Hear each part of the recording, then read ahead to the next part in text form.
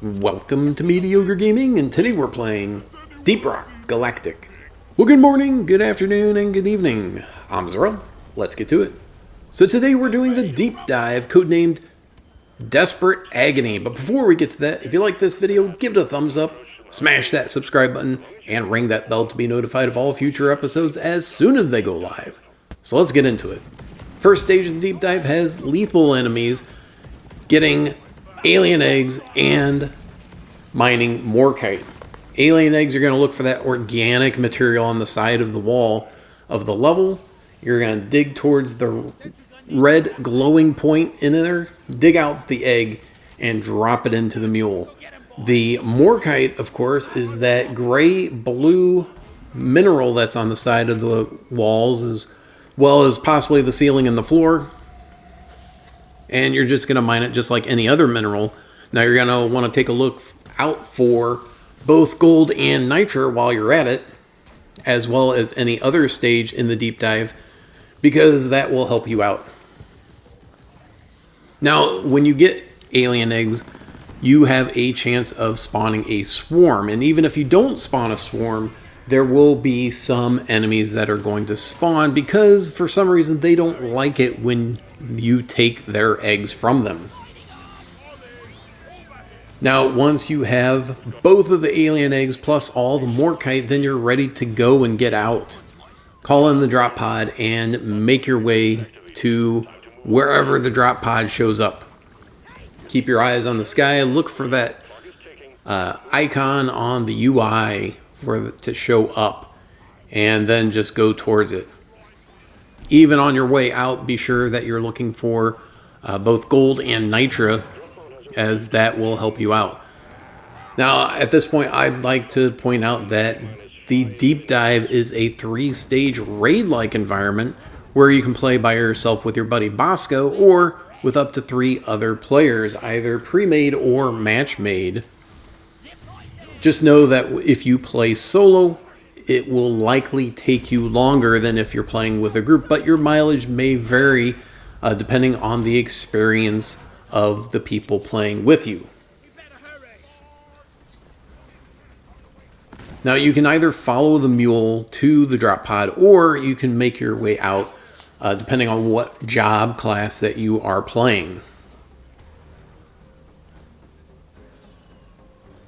So if you can get there faster than the mule, all you have to do is defend the area until the mule docks, because the drop pod will not open until the mule docks with the drop pod. So you will have to either run around and keep the enemies from taking you out, or you take them out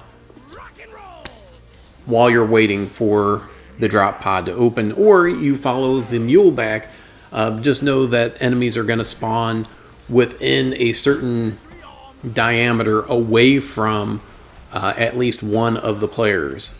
If everyone's in the same spot, then obviously they're going to spawn around the entire party. So it doesn't matter if you're next to the drop pod or if you're with the mule. The enemies are going to zero in on where you're at, and then you just have to deal with them, however that is, whether it is taking them out or running away from them. Now, depending on how quickly you get to the drop pod, it may take the mule a full minute longer to get there. So you may have to wait it out for a little bit longer than you would like to. But that's it for stage number 1. Onward and downward.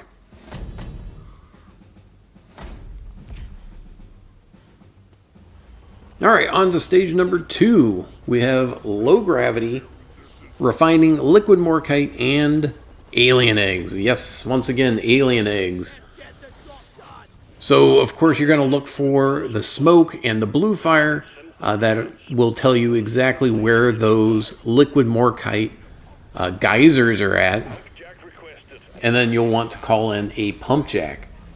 Make sure that you're keeping your eyes on a swivel for all those enemies, as well as the alien eggs. Once again, you're going to look for that organic material on the side of the walls and dig in and go towards that flashing red light. Now, since it's during the spring event, all the alien eggs show up as, the Easter eggs. Ordinarily, they do not. Now, since there's no mule, you'll have to drop them into the rig. You will have to do it yourself. You won't have a mule to rely on. So once you find the liquid morkite geysers, you call in the pump jack. The pump jack comes in, and then you're going to build out the framework from the rig to each pump jack. However you can. And then once that's done, then all you have to do is build the pipeline out from the rig to the pump jack. And you'll have to do that for each geyser. Call in the pump jack, build out the framework, and then build the actual pipeline out to it. Now, because it's low gravity, that means that you're going to take less fall damage, and you're going to jump a little bit higher and farther than you normally would. This makes it a little bit easier to deal with some enemies, as you can get away from them easier. Now, once you have everything hooked up, then you can start refining, but at some point your pipes are going to start leaking, and they're going to be attracting bugs as well. So you have to defend against the bugs, and when you have a leak, you're going to have to repair them. And your progress will stop until you have everything fixed. Now, once everything's fixed, you're going to progress, and you're going to keep going and get that percentage up to 100. Once it's 100%, then you can send it up into orbit, and they'll send a drop pod in for you. It will take about 30 seconds between sending the rig up to orbit and when the drop pod comes back in. So you will have to manage your life in that time. Just keep your eyes open for bugs, and of course keep your eyes open for that drop pod and where it is coming in.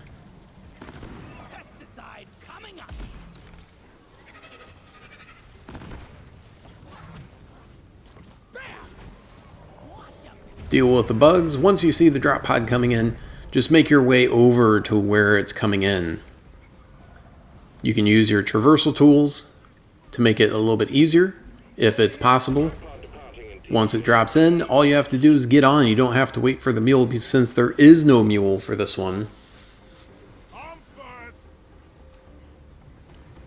Now, one thing that I can tell you at this point is that everything carries over from one stage to the next. That includes gold, nitra, health, ammo, everything, even what's in your pocket. So if you don't have a chance to drop materials, gold and nitra, into the drop pod or the mule or the rig, whatever it happens to be, you'll be able to do that on the next stage of the deep dive. Just remember to do that on the third stage of the deep dive, since that is the last one. Speaking of, we're now on the third and final stage of the deep dive. This time around,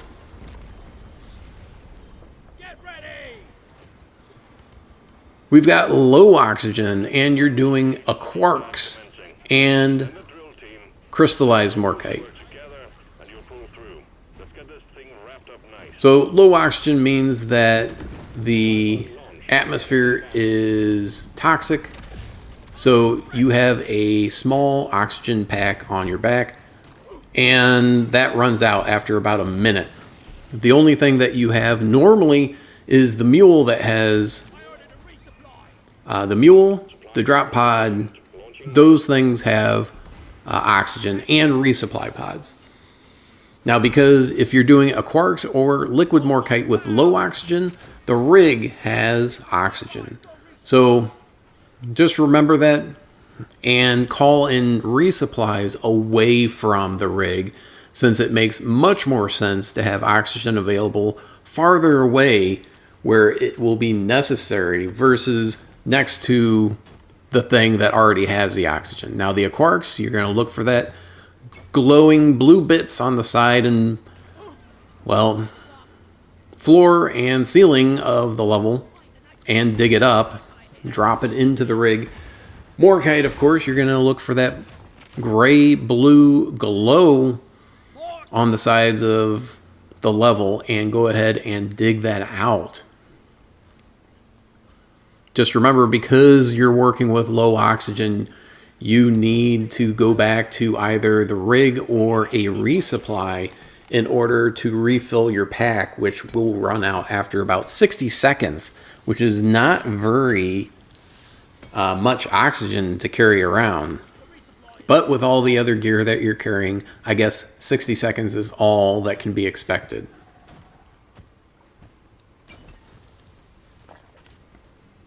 Work together with your team to get progress on the objectives.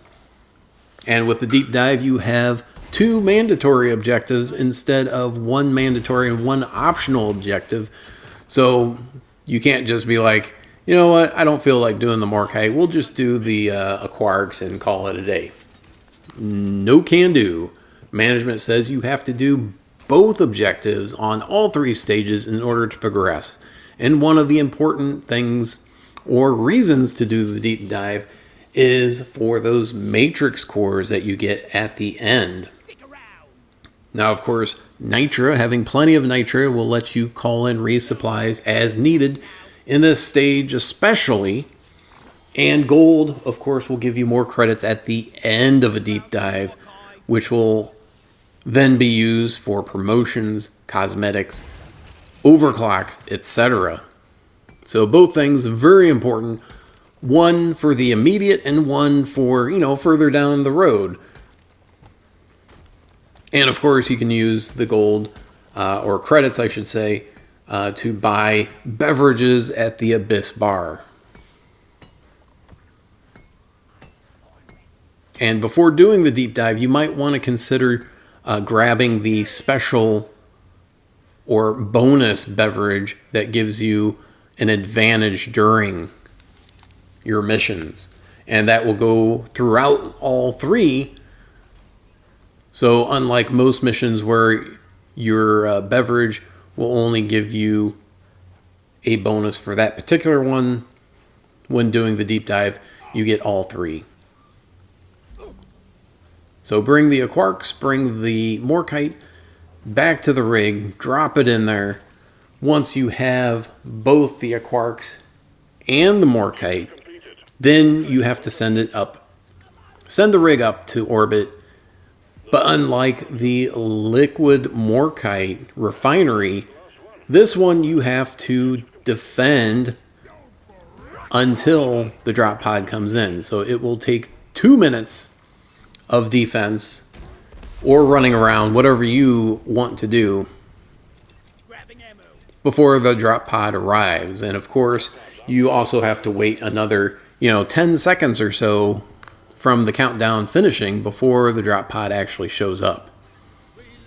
But once the drop pod is there, make a beeline for it and get out, and you're done. I hope you enjoyed this video. Be sure to check us out on social media, and thank you for liking, commenting, and subscribing. And we'll see you next time. Drop pod departing in T-minus 3 minutes. Better than 5. 1 platform, ready to use.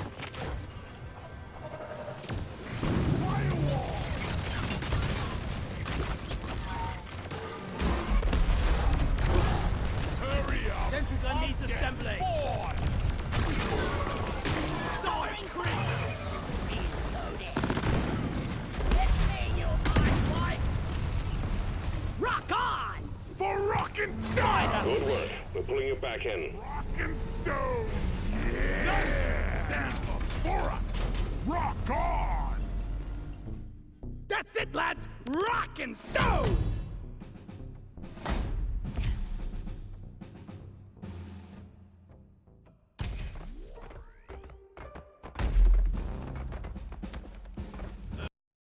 PlayStation